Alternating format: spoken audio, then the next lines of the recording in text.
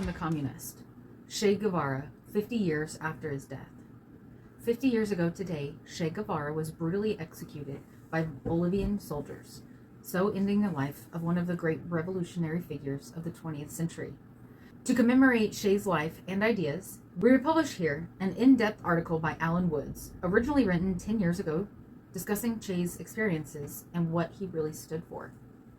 Lenin wrote in The State and Revolution, "What is now happening to Marxist theory has in the course of history happened repeatedly to the theories of revolutionary thinkers and leaders of oppressed classes fighting for emancipation.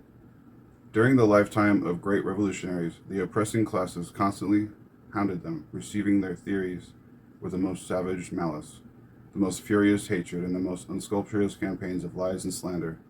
After their death, attempts were made to convert them into harmless icons, to canonize them, so to say, and to hollow their names to a certain extent for the consolation of the oppressed classes, and with the object of duping the latter, while at the same time robbing the revolutionary theory of its substance, blunting its revolutionary edge, and vulgarizing it. After his death, Guevara became an icon of socialist revolutionary movements and a key figure of modern pulp culture worldwide. The Albert Korda photo of Che has become famous, appearing on t-shirts and protest banners all over the world. Thus, Che has become an icon of our times. Ernesto Guevara de la Serna, generally known as Che Guevara, was a Marxist revolutionary, Argentinian by birth, but an internationalist to the marrow of his bones. His ancestry, like that of most people in Latin America, was very mixed.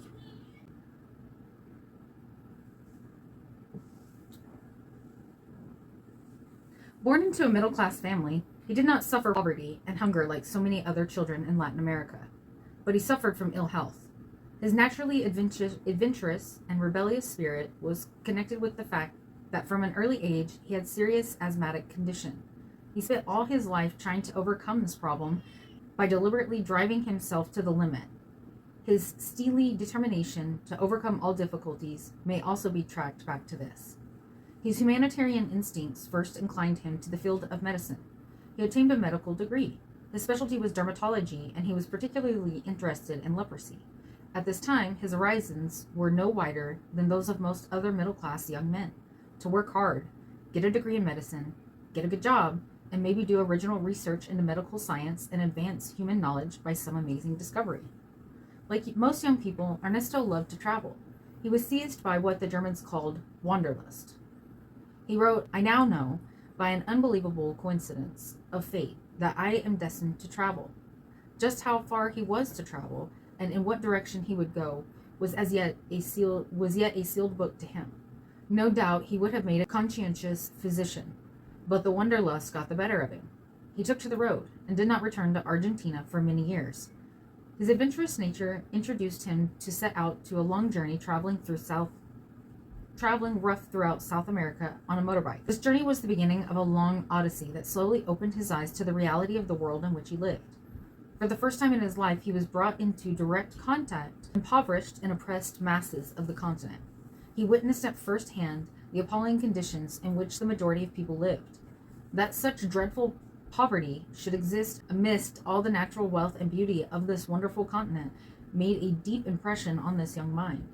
Suddenly, all his earlier ambitions for personal advancement seemed petty and uninteresting. After all, a doctor can cure individual patients, but who can cure the terrible disease of poverty? The terrible disease of poverty, illiteracy, homelessness, and oppression. One cannot cure cancer with an aspirin, and one cannot cure the underlying ills of society with palliatives and half measures. Slowly, in the mind of this young man, a revolutionary idea was maturing and developing. He did not immediately become a Marxist. Who does? He thought long and hard and read widely, a habit that never left him to the end of his life. He began to study Marxism. Gradually, imperceptibly, but with a steely inevitability, he became convinced that the problems of the masses could only be remedied by revolutionary means. His conversion to conscious Marxism received a decisive impetus when he went to Guatemala to learn about the reforms being implemented there by President Jacob Arbenz Guzman. In December 1953, Che arrived in Guatemala, where Guzman headed a reformist government, which was attempting to carry out a land reform and demolish the latifundia system. But the United Fruit Company and the CIA had other ideas. They organized a coup attempt led by Carlos Castillo Armas with U.S. air support. Guevara immediately joined an armed militia organized by the communist youth, but was frustrated with the group's inaction. After the coup, the arrests began, and Che had to seek refuge in the Argentina consulate, where he remained until he received a safe conduct pass. He then decided to make his way to Mexico. His experience of the U.S.-sponsored coup against Arbenz confirmed him in his views and led him to draw certain conclusions. It concentrated Che Guevara's mind on the role of the United States in Latin America. Here was an imperialist power that was a bulwark of all the reactionary forces throughout the continent. Any government that tried to change society would inevitably face the implacable opposition of a powerful and ruthless enemy. After the victory of the CIA-inspired coup, Che was forced to flee to Mexico, where in 1956 he joined Fidel Castro's revolutionary 26th of July movement, which was engaged in a ferocious struggle against the dictatorship of General... Just say Batista. Oh, I'm sorry. Do what? Just say Batista. Okay. Against the dictatorship of General Batista in Cuba. The two men seemed to strike up an immediate rapport, and Castro needed reliable men, and Che needed an organization and a cause for which to fight. He had seen with his own eyes the fatal weakness of reformism, and this confirmed to him the belief that socialism could only be achieved through armed struggle. He arrived in Mexico City in early September 1954 and entered into contact with Cuban exiles whom he had met in Guatemala. Che immediately joined the 26th of July movement that was planning to overthrow the dictatorship of Batista. At first, Che was supposed to play a medical role. His poor health, which he suffered from asthma all his life, did not suggest a warrior's constitution. Nevertheless, he participated in military training side by side with the other members of the movement and proved his worth. On November 25th, 1956, the cabin cruiser Grandma, I'm trying to not make it sound like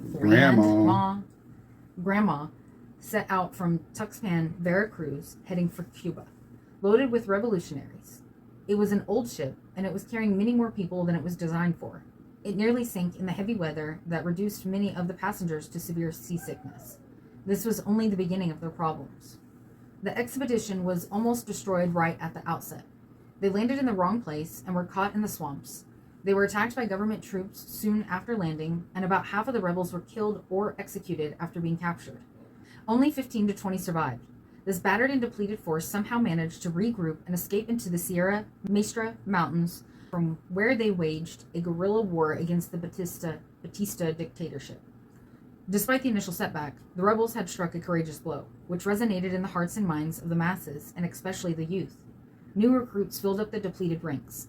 The guerrilla war spread throughout eastern Cuba. Che had been taken on as a medic, but in the heat of battle, he had to make up his mind whether he could serve the cause best as a doctor or as a fighter. Perhaps this was the first time I was confronted with the real-life dilemma of having to choose between my devotion to medicine and my duty as a revolutionary soldier. Lying at my feet were a knapsack full of medicine and a box of ammunition. They were too heavy for me to carry both of them. I grabbed the box of ammunition, leaving the medicine behind. The main strength of the rebellion lay in the chronic weakness which was internally rotted with corruption and decay. Despite the support, money and arms of U.S. imperialism, Batista was unable to check the advance of the revolution. His soldiers were unwilling to risk their lives to defend a diseased regime. Weakened and demoralized by a series of ambushes, the army was already thoroughly demoralized when the final offense was launched. In this campaign, Che became a comandante, gaining a reputation for courage, bravery, and military skill. He was now second only to Fidel Castro himself. In the final days of December 1958, Comandante Guevara and his column of fighters headed west for the final push towards Havana. This column undertook the most dangerous tasks in the decisive attack on Santa Clara. The final orders to the rebel army were issued from Palma on January 1st, 1959, but the final blow that finished off the dictatorship was the general strike of the workers of Havana. The whole edifice was collapsing like a house of cards. Batista's generals were attempting to negotiate a separate peace with the rebels. When he learned of this, the dictator realized that the game was up, and fled to the Dominican Republic on New Year's Day, 1959. The old bourgeoisie state had been smashed and a new power was formed, or rather, improvised, on the basis of the guerrilla army. Power now passed into the hands of the guerrilla army. Marxists all over the world rejoice at the victory of the Cuban Revolution. This was a heavy blow struck at imperialism, capitalism, and landlordism on the doorstep of the most powerful imperialist state in history. It gave hope to the oppressed masses everywhere. The dictatorship of the proletariat. Marx explained that the workers cannot simply lay hold of the old state apparatus and use it to change society. Marx explained that the old state could not serve as an instrument to change society. It had to be destroyed and replaced with a new state power, a worker state, that would be completely different to the old state machine. In any revolution, where the leading role is not played by the working class, but other forces, certain things will inevitably flow. There is always a tendency for the state to rise above the rest of society, and even the most dedicated people can be corrupted or lose contact with the masses under certain circumstances. That's why Lenin devised his famous 4 conditions for workers' power. 1. Free and democratic elections with right of recall of all officials. 2. No official to receive a higher wage than a skilled worker. 3. No standing army, but the armed people. 4. Gradually all the tasks of running society to be done by everybody in turn. When everybody is a bureaucrat, nobody is a bureaucrat. So we gotta force healthcare down their throat. Healthcare, you should just So fucking scary. wanna. So scary, guys. No. I don't want to. I want to pay an arm and a leg for medical procedures that maintain basic life. You don't force healthcare on me, but you force me to not have an abortion and take care of a kid, then you're going to pay for all the process between the pregnancy beginning and the time that they graduate the house and the time that they are old enough to be out on their own. You're going to help take care of them if you're going to make me have them. Plain and simple. If you're not going to put in the effort to help raise your child too, because you're acting like a fucking stepdaddy, like a daddy, all right? Uncle Sam's my dad. So if you wanna have a say in what happens in my vagina, in my uterus, then you're gonna pay your fucking part too. Yeah. These conditions were not an arbitrary idea of Lenin. In a nationalized, planned economy, it is absolutely necessary to ensure the maximum participation of the masses in the running of industry, society, and the state. Without there will inevitably be a tendency towards bureaucratism, corruption, and mismanagement, which can ultimately undermine and destroy the planned economy from within. That is just what happened to the USSR. The points raised by Lenin have an important bearing on the events in Cuba and on Che's own evolution. Che occupied various posts in the revolutionary administration. He worked at the National Institute of Agrarian Reform and was president of the National Bank of Cuba. When he signed banknotes with his nickname Che, all this time Guevara refused his official salaries of office, drawing only his lowly wage as an army commander. This little detail tells us a lot about the man. He maintained what he did in this order to set a revolutionary example. In fact, he was following to the letter the principle laid down by Lenin in State and Revolution that no official in the Soviet state could receive a salary higher than a skilled worker. This was an anti-bureaucratic measure. Lenin, like Marx, was well aware of the danger of the state raising itself above society, and that this danger also existed in a worker state. Taking as his point of departure Marx and Engels' analysis of the Paris Commune, Lenin put forward 4 key points to fight bureaucracy in the worker state in 1917. We shall reduce the role of state officials, wrote Lenin, to that of simply carrying out their instructions as responsible, revocable, modest paid foremen and accountants, of course with the aid of technicians of all sorts, types, and degrees. This is our proletarian task. This is what we can and must start with in accomplishing the proletarian revolution. Not only in theory, but in practice, Che adhered to similar revolutionary principles. Che Guevara was an instinctive revolutionary.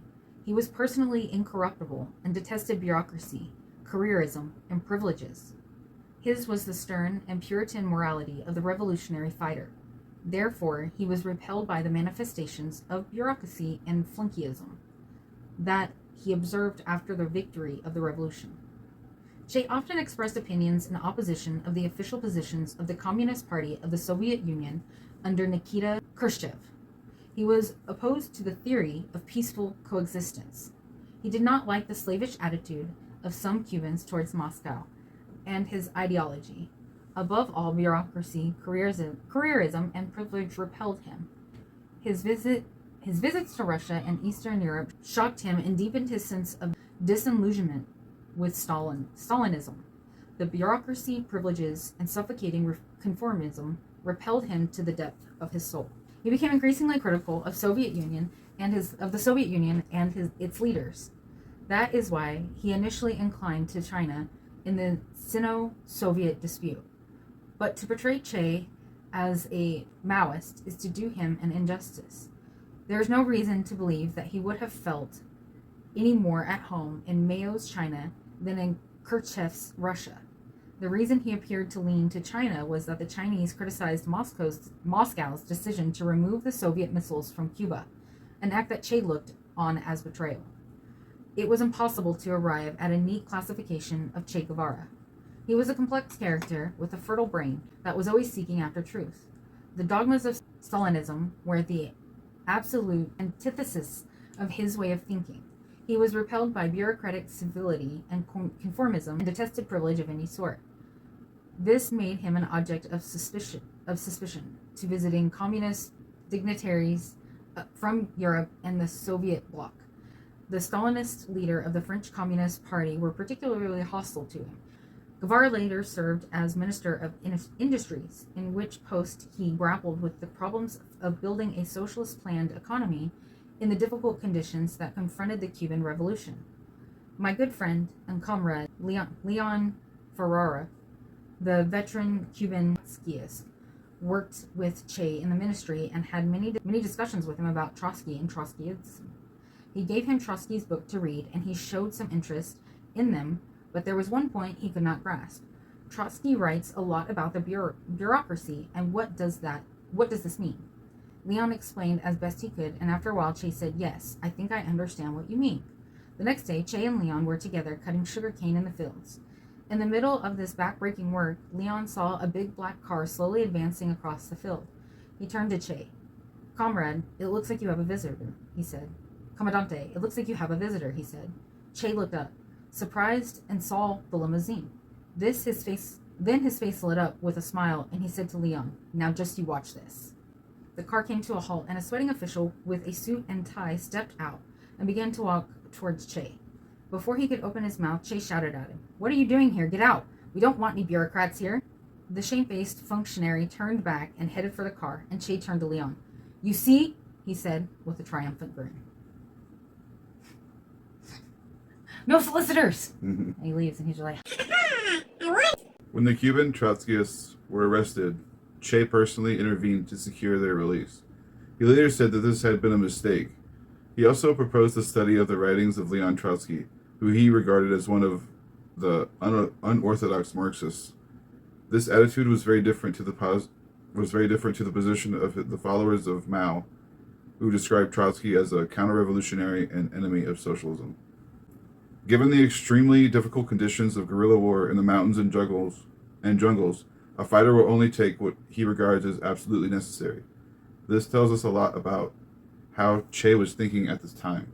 We have no doubt that had he lived, he would have moved towards Trotskyism, and in fact, he was already doing so before his life was cut short. Che Guevara was a dedicated revolutionary and communist. He was also an internationalist and understood that to defend the Cuban Revolution, it was necessary to spread it to other parts of the world. He attempted this in Africa and Latin America. This was his strong side. His weak side was that he saw the revolution fundamentally as a peasant guerrilla struggle and did not fully understand the central role of the working class in the socialist revolution. The anniversary of the assassination of Che Guevara has been the signal for a noisy campaign against him. The attacks against Che do not all come from the right. There are constant attacks from anarchists, libertarians, and all kinds of Democrats. Writer Paul Berman informs us that the modern-day cult of Che obscures the work of dissidents and what he believes is a tremendous social struggle currently taking place in Cuba. There is indeed a tremendous social struggle taking place in Cuba. It is a struggle between revolution and counter-revolution, a struggle between those who wish to defend the gains of the Cuban Revolution and those who, under the false flag of democracy, wish to drag Cuba towards capitalist slavery, as has already happened in Russia. In this struggle, it is not possible to be neutral, and these democratic intellectuals have openly taken the side of the capitalist counter-revolution. Another one of these scoundrels, author Christopher Hitchens, once considered himself a socialist and a supporter of the Cuban Revolution, but now, like so many others of the middle-class fair-weather friends of Cuba, has changed his mind. Of Che Guevara's legacy, he writes, Che's iconic status was assured because he failed. His story was one of defeat and isolation, and that's why it's so seductive. Had he lived, the myth of Che would have long since died. No, my friend, Che Guevara is not dead, but very much alive, and he will be remembered long after all this miserable tribe of bourgeoisie Pharisees has been forgotten. Yes, Che was defeated, but at least he had the courage to try to fight, and it is 1,000 times better to try to fight and fail honorably in battle for a just cause than to chatter and complain and whimper from the sidelines of history and to do precisely nothing. In the beginning, Castro did not put forward a socialist perspective and did not nationalize anything. Che, on the other hand, insisted that the Cuban Revolution must be a socialist revolution. The revolution soon entered into conflict with U.S. imperialism, which attempted to sabotage its attempts to carry out agrarian reform and other measures to improve the living standards of the masses. The big U.S. companies tried to sabotage the Cuban economy. Castro responded by nationalizing all U.S. property in Cuba. The revolution had crossed the Rubicon. It had expropriated the landlords and capitalists and was now on a collision course with Washington. This was a complete confirmation of Trotsky's theory of permanent revolution, a theory that Che was so interested in that he took a copy of this book with him on his final Bolivian expedition. Trotsky explained that in modern conditions, the task of the bourgeoisie, democratic revolution, in colonial and ex-colonial countries cannot be carried out by the bourgeoisie, but can only be realized by expropriating the landlords and capitalists and beginning the socialist transformation of society. The Cuban Revolution was in danger. How was it to be saved? Che Guevara had the right idea and was moving in the right direction before his young life was brutally ended. He was radically opposed to bureaucracy, corruption, and privilege, which are today the biggest threat to the Cuban Revolution, and if not corrected, will prepare the way for capitalist restoration. Above all, he understood that the only way to preserve the Cuban Revolution was to extend the socialist revolution to the rest of the world, beginning with Latin America.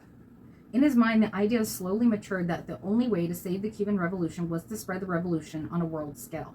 This idea was fundamentally correct. The isolation of the Cuban Revolution was the greatest threat to its survival. Che was not a man to allow an idea to remain on paper. He decided to translate it into action, and Che Guevara left Cuba in 1965 to participate in the revolutionary struggles in Africa. He first went to Congo, although his whereabouts remained a closely held secret for the next 2 years. Che wrote a letter in which he reaffirmed his solidarity with the Cuban Revolution, but declared his intention to leave Cuba to fight abroad for the cause of the revolution. He stated that other nations of the world summoned my modest efforts, and that he had therefore decided to go and fight as a guerrilla on new battlefields in order not to embarrass the Cuban government and provide excuses to the imperialists to attack Cuba. He announced his resignation from all his positions in the government, in the party, and in the armed forces, and renounced his Cuban citizenship, which had been granted to him in 1959 in recognition of his efforts on behalf of the revolution. Imagine having an idea to not only bring up your own people, but then also to sit back and realize hey, what if we were all like this? Mm-hmm. After the failure in Africa, Che decided to attempt a new revolutionary front in Latin America. He seems to have chosen Bolivia for its strategic position, bordering a number of important countries, including Argentina. He adopted the disguise of a businessman with thick glasses and a shaved head. This was so perfect that when he said his final goodbye to his little daughter, she did not recognize him. However, the imperialists were not so easily fooled. Che clearly made a mistake when he tried to organize a guerrilla war in Bolivia, a country with a powerful working class with great revolutionary traditions. He miscalculated in a number of areas. He expected to be confronted only by the poorly trained and equipped Bolivian army, but, as we have already pointed out, the imperialists had learned the lesson of Cuba and were prepared for him. Only 11 months after beginning the operation, the guerrillas were routed and Che Guevara was dead. Only 5 men managed to escape from the trap that had been prepared for them by the Bolivian army and its U.S. advisors. To read today Che Guevara's Bolivian diaries is a moving and tragic experience. The physical and mental sufferings of the small band of men are indescribable. Their final destiny is heartbreaking. He established his base in the jungles of a remote region, but building a guerrilla army under such conditions proved extremely difficult, as his Bolivian diary shows. But to start a revolution in the jungles of Bolivia was a hopeless venture from the start. The total guerrilla force numbered only about 50. They experienced great difficulty recruiting from the local populace, who did not even speak Spanish. Despite the attempts to portray him as a bloodthirsty monster, what revolutionary leader has not been so portrayed? Che was actually a very humanitarian person. In one very moving passage of his Bolivian diaries, he recalls a moment when he could have shot a young Bolivian soldier but found himself unable to pull the trigger. This is hardly the conduct of a cruel and bloodthirsty man. Che personally gave medical treatment to wounded Bolivian soldiers whom the guerrillas took prisoner, and then let them go free. This humane behavior contrasts to the brutal treatment he himself received when he fell into the hands of the Bolivian army. It is even said when captured, he offered to treat some Bolivian soldiers who had been wounded in the fighting. The Bolivian officer in charge rejected his offer. The dead body was lashed on the landing skids of a helicopter and flown to neighboring Valle Grande, where it was placed in a laundry tub in a local hospital and put on display for the gentlemen of the press who took photographs. In an act of desecration, a military doctor surgically amputated his hands. Bolivian army officers transferred Guevara's cadaver to an undisclosed location. After his tragic death, there have been many attempts to turn Che Guevara into a harmless icon, a face on a t-shirt. He is presented by the bourgeoisie as a well-meaning romantic, a utopian idealist. This is unworthy of the memory of a great revolutionist. Che Guevara was not a hopeless dreamer, but a revolutionary realist. It was not an accident that Che attempted to extend the revolution to other countries, not just in Latin America, but also in Africa. He understood very well that in the last analysis, the future of the Cuban Revolution would be determined by this. The idea of Che was to open up 20 Vietnams in Latin America. This was not a bad idea, but it was not possible at that time, partly because the conditions had not ripened sufficiently, but mainly because of the false model of guerrilla war that was followed. But now things are different. The crisis of capitalism has had devastating effects in Latin America, and this has had revolutionary consequences. The conditions for revolution are maturing everywhere. In fact, at the present time, there is not a single stable capitalist regime from Tela de Fulango to the Rio Grande. With correct leadership, there is no reason why successful proletarian revolutions should not occur in one or several Latin American countries in the next period. What is needed is not nationalism in blocks with a reactionary bourgeoisie, but a revolutionary socialist program and a revolutionary proletarian internationalism. If he would have succeeded in Africa, think of all the wars and stuff that have happened since then. Because I know Africa is like a big spot where there's a lot of genocides that don't get covered. Just think of all of that could have been avoided. Things would be a lot different. Things would be a lot different. Imagine if we would have had socialism and we could be like, I don't know, happy and working towards positive climate change and working together with other countries to exchange things and be happy and blah, blah, blah, blah. The aliens would have came by now. You guys seem cool. Yeah, we weren't sure at first, but you guys pulled through. I mean, honestly, if I was an alien and I seen how we treated just the same species of a different shade, I wouldn't fucking show my face. No way. These people are insane. Right. They are crazy. They are just going to annihilate all of us, and they're not even going to hear us out when we try to get them to join the international space revolution, blah, blah, blah, blah, blah, where we give them technology that is beyond their understanding that could actually ultimately save the planet, where the seas are boiling and our coral reefs are bleaching and everything's turning to shit.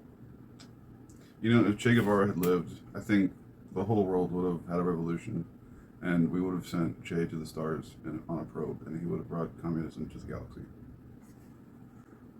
I want to see his face on a rocket.